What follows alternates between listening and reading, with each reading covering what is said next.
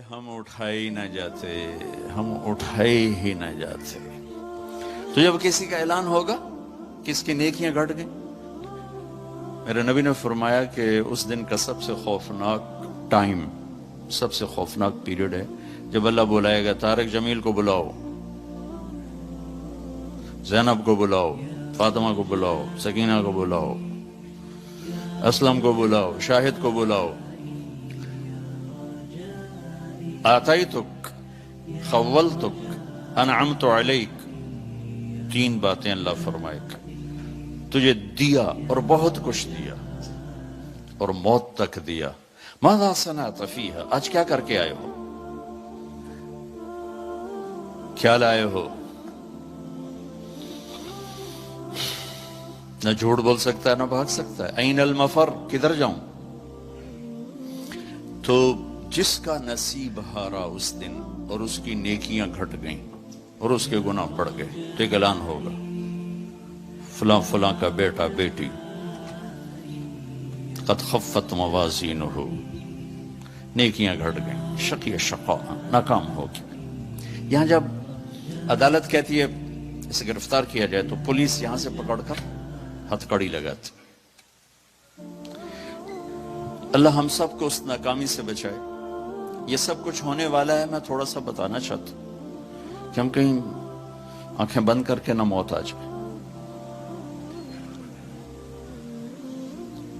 جب اس کی نیکیاں کم پڑیں گی تو مرد ہے یا عورت، اللہ کا اعلان ہوگا خذوہ، گرفتار کر لیا جائے۔ یہاں پولیس آتی ہے ادھر سے پکڑتی، یہاں ہتھ کڑی لگاتی۔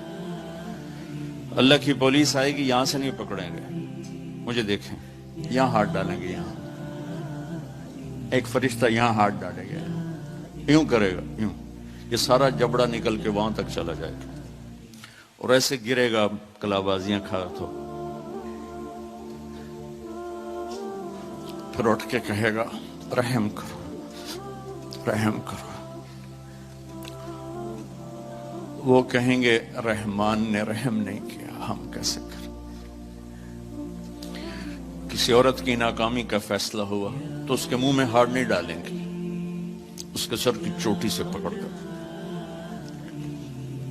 جھٹکا دیں گے، وہ ایسے کلابازیاں کھاتی گرے گی، پھر اٹھ کے کہے گی رحم کرو، رحم کرو۔ وہ پھر کہیں گے رحمان نے رحم نہیں کیا، ہم کیسے رحم کریں؟ یہ ناکامی کا رخ ہے، یہ سب کچھ اس دن آپ کی میری آنکھ دیکھی۔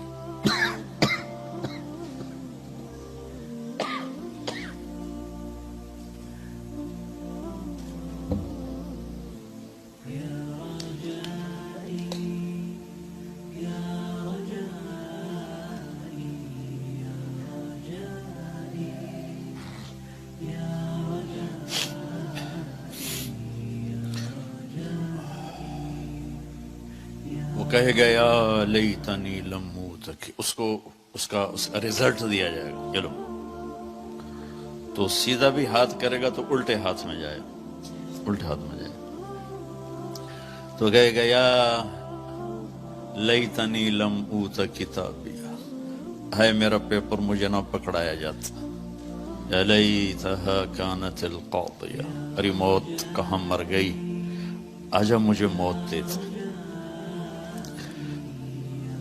وَلَمْ أَدْرِ مَا حِسَابِيَ، مجھے تو پتہ ہی نہیں تھا کہ میرا بھی حساب ہونے والا ہے، مَا أَغْنَى عَنِّي مَالِيَ، میری دولت کہاں گئی، ہلاک عنی سلطانیہ، میری طاقت کہاں گئی۔ اوپر سے کہا جائے گا خذوہ فغلوہ ثم الجحیم صلوہ، ڈال دو جیل میں اس کو پکڑ کے۔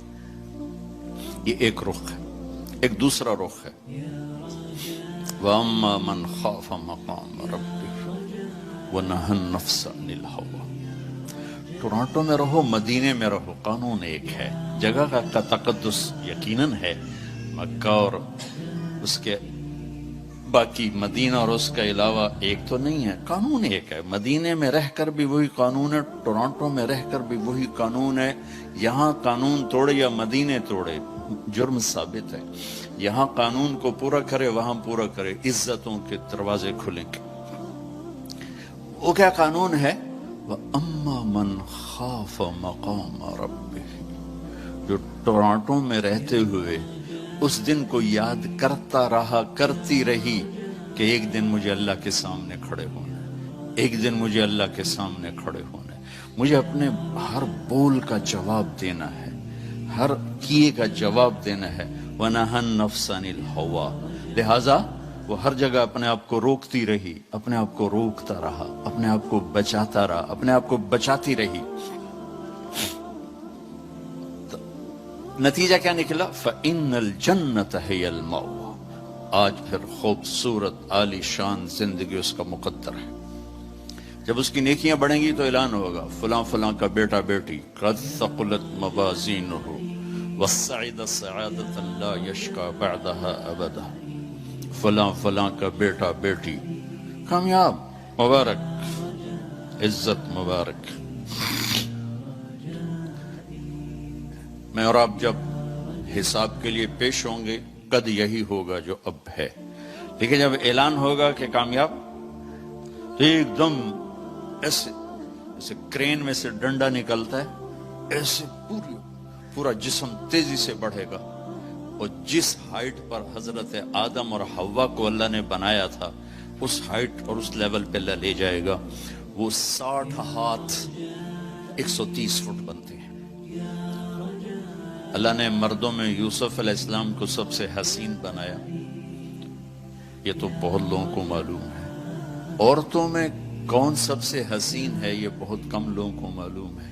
وہ حضرت حوا ہیں جنہیں اللہ نے سب سے حسین بنایا, جن کا قد 130 فٹ پہ جائے گا, اور ایک دم میرے اللہ کی طرف سے ریشمی لباس پہنایا جائے گا. ایک دم ایسے نہیں پہنے گا, وہ ایک دم جسم پہ ظاہر ہوگا, سر پہ تاج آئے گا, اور اس کا پیپر اس کے سیدھے ہاتھ میں دیا جائے گا, اور کہے گا جاؤ خوشخبری سناؤ سب کو کہ میں پاس ہو گیا ہوں. ہمارا کلاس والے مجھ سے 1 سال سینئر تھا بالکل ہی کمزور, تو ایک دفعہ وہ خوش قسمتی سے پاس ہو گیا, ایم ای پاس ہو گیا. تو وہ ہم کمرے میں ہاسٹل میں بیٹھے تو وہ اندر آیا, عبد الواحد اس کا نام تھا, مرید, اے ویکھو میں پاس ہو گیا, اے ویکھو میں پاس ہو گیا, میں پاس ہو گیا, میں پاس ہو گیا.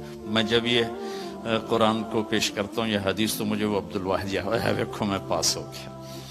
تو جب وہ ہوگا نا کہ نیکیاں بڑھ گئی ہیں, کامیاب ہے, تو اس کو پیپر ملے گا, اسے کہا جائے گا جاؤ سب کو خوشخبری دو. تو فَأَمَّا مَنْ أُوتِيَ كِتَابَهُ بِيَمِينِهِ, جس کے سیدھے ہاتھ میں پیپر آئے گا تو وہ ایک نعرہ لگائے گا,